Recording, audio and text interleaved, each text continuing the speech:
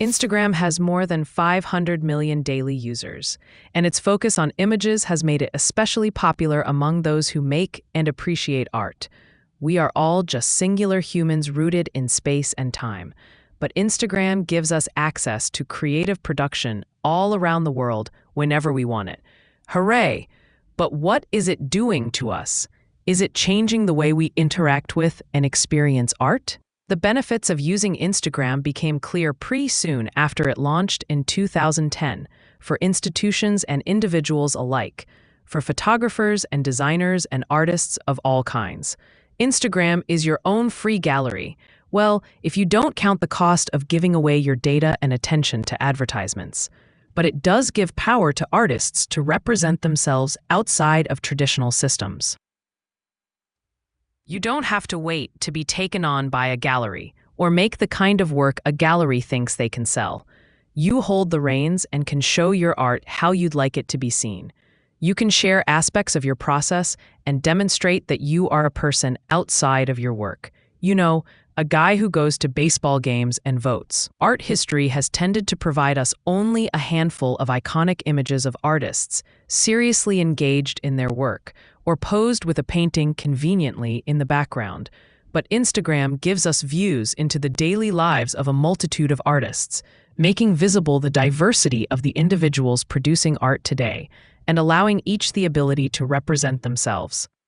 And Instagram is an outstanding networking tool, allowing you to not only build and cultivate community among other artists, but also speak directly to followers, fans, and potential collectors.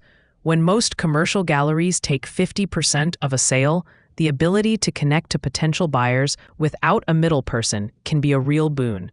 As galleries are painfully aware, rent is high and employing people is expensive.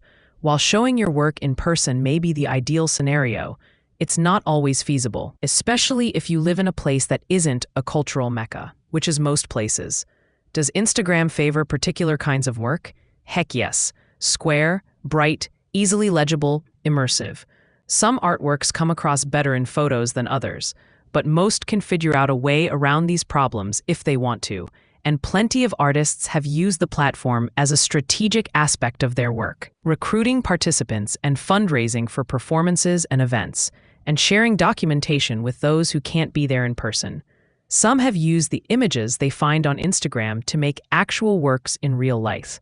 Ai Weiwei has consistently shown us the power of social media to bear witness to his own experience of censorship and to injustice and suffering around the world, all of which are integral to the work he presents in museums and galleries. But Instagram can be a limiting influence for artists, just as it's an empowering one.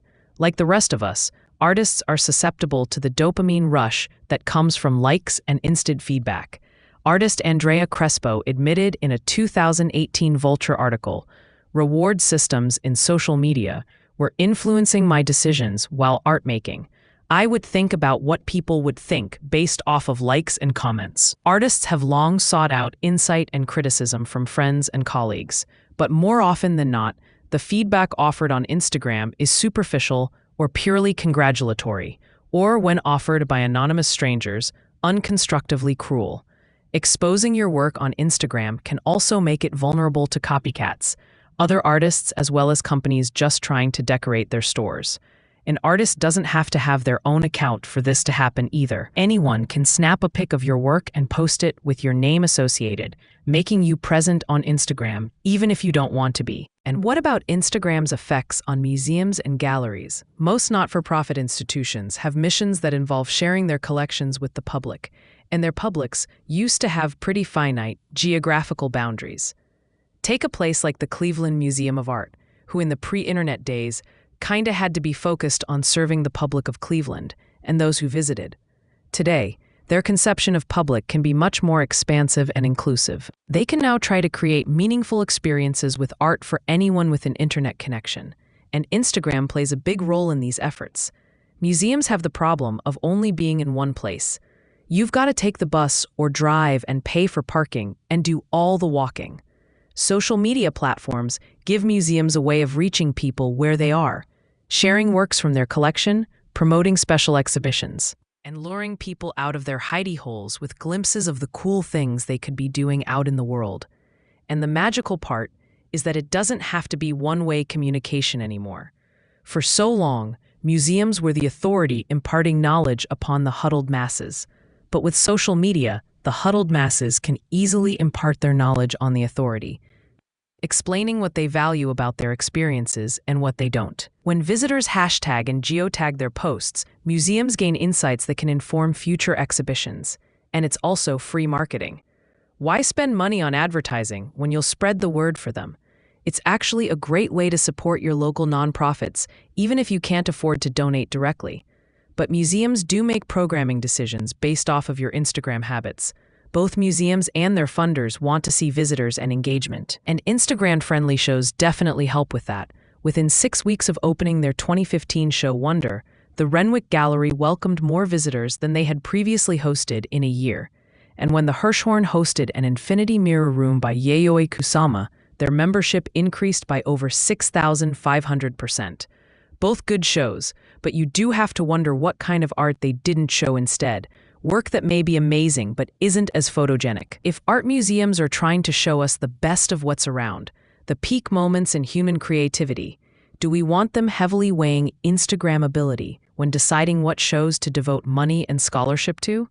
The answer doesn't have to be yes or no. And museums often navigate this by creating Insta-worthy moments within exhibitions, even if the art itself isn't so Insta-friendly. And I'm not talking about the Museum of Ice Cream or the Color Factory in those types of places.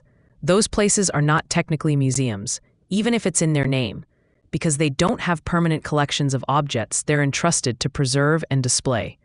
I find Instagram-oriented experiences fascinating and worth thinking about, but they're basically a series of sets for taking pictures, which is both cool and weird, and also something I hope we look back on and think of as an amusing step in the direction of a more technologically sophisticated future. But what's behind our desire to take pictures in museums and galleries in the first place? What is it that we want to capture and communicate to our audiences when we're in proximity to art? For some, it might just be art is cool. Me is cool too. But I think there is more to it.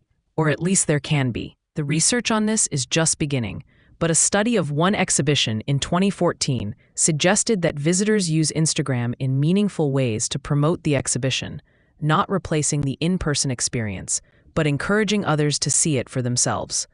The study found that visitors' use of Instagram was actually connected to their aesthetic experience. They captured mostly close-up images of the objects in the show and focused on their details. Only 9% of the images in the dataset included people. Now, this was just one single exhibition in Sydney, Australia, about the history of shoe design from the 1500s to the present. It was not a Kusama Infinity Room where almost any photo is a selfie, but it's still showing, at least in one case, what I'd call real engagement with the objects. What we're really getting to here is how we construct meaning around art, right? Like the old way was to just look at the thing, walk around it, observe it, and maybe read about it and talk about it with others. Perhaps the camera and Instagram are tools we now use in this construction of meaning, revealing details we might not have noticed through our eyes alone, selecting and framing alternative views of the art. Does this add to the way we understand art? Or does it replace the traditional methods of direct observation and reflection? If, on average, we only look at a work of art for 7 seconds, does our photographing it extend our engagement, or does it take the place of what might have been a more fulfilling experience? Is one way better than the other? Or, in the wise words of the internet's favorite young lass, ¿por qué no las dos? But let's look at who loses out with this heavy presence of photo-taking in art galleries. Is it just the poor folks who aren't taking pics and have to step gingerly around everyone else who is?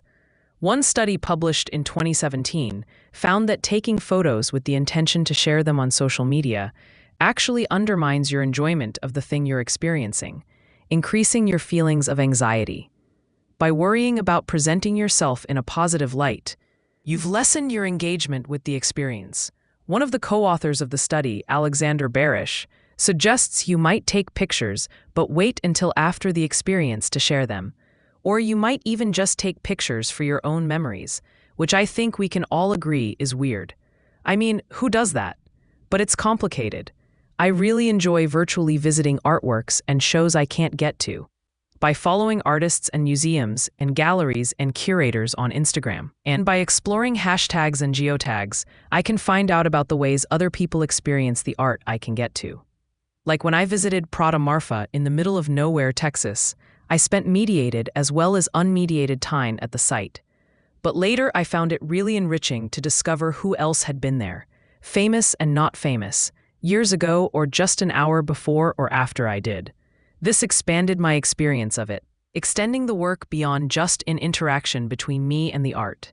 It gave me a window into how others saw it and a better sense of the communal life of this artwork, that it exists not just for me, but for everyone. Now, of course, seeing an image of an artwork on a phone is not as good as being there, but social media gives us access to art and ideas that were previously off limits for many of us due to geography or privilege. And sharing art on Instagram is clearly something people want to be doing, at least right now. Museums would be foolish to ignore or resist our strong impulse to capture and share our experiences. But hopefully we'll all evolve better, healthier ways of doing so, ways that deepen our engagement instead of making it more superficial. Instagram can't last forever. No platform does. Maybe one day we'll just get tired of filtering our lives through screens, and museums will still be there for us, not as stage sets for our individual dramas, but as destinations in themselves, whole places filled with voices and visions, past and present, where we can come together and interact in real time and real space. Or maybe we'll come to some sort of equilibrium between those poles. Until then, I'll see you on Instagram.